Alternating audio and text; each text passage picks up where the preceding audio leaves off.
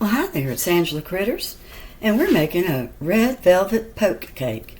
If you've never made a poke cake before, you are in for a treat. So right now you see I'm poking holes in a hot cake, just came right out of the oven hot, and I'm going to poke as many holes in here as I can get. I made a red velvet cake according to the directions. It called for water.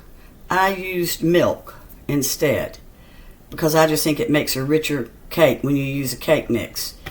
So I'm going to be poking about 60, 70 holes in this cake, and I'll be right back. Alright, so I've got my holes poked, and I've got a can of sweetened condensed milk that I'm going to start pouring over here. And I'm going to actually kind of use a spoon and angle it toward my little holes I've made, rather than just pour it in one big lump. So I've finished putting my sweetened condensed milk all over, as you can tell. And then the cake was hot, like I said, and it's going to go in the refrigerator a minimum of 10 minutes.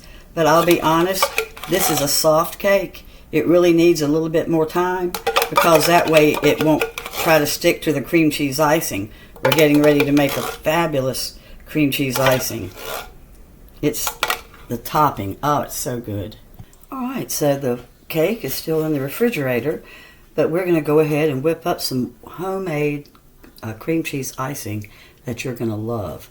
If you've never made cream cheese icing before, this will be your new favorite. So we've got 2½ cups of confectioners sugar.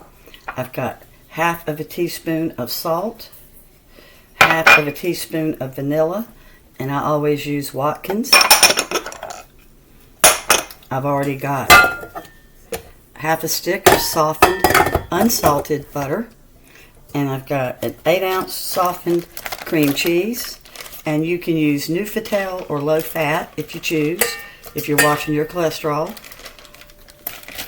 So I'm just going to whip that up real quick.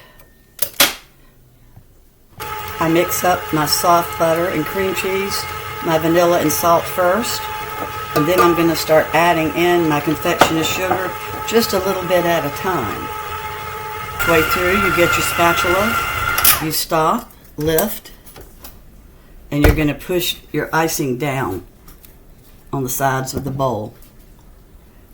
My cake's cooled off, at least enough on the top. Actually, the whole container's cool, the whole cake, so that's good.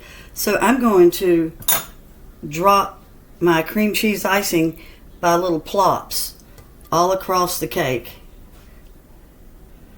and then I'll come back and smooth it on. Now, of course, you can use canned cream cheese icing, but if you have the time to make this and the ingredients on hand, the homemade is so good. There's something about the vanilla with the cream cheese. It's always been my favorite icing ever since I can remember, and it's probably the easiest icing out there to make too. So you don't have to have a special tool, but if you have a little small spatula, that works really well.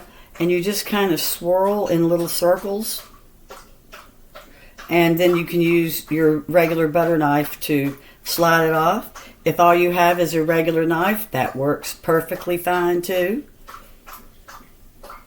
Alright, so the cake is iced. And if you've never made cream cheese icing before, you can add cocoa powder to it, and you've got chocolate icing. So a little tiny bit of my red velvet cake got caught up in the icing right there, so I'm just going to put chocolate chips on it. This cake calls for miniature chocolate chips, but you use whatever you have, and all I have is regular. So I'm just going to sprinkle chocolate chips across the top. It's going to go in the refrigerator a minimum of 4 hours. Please try to let it go overnight if you can. Poke cakes are so good the next day. And this one's going to a friend, so it'll be leaving the house in the morning, so it should be perfect by the time it goes. Thanks so much for watching, and you'll really get into poke cakes once you make your first one. Bye-bye.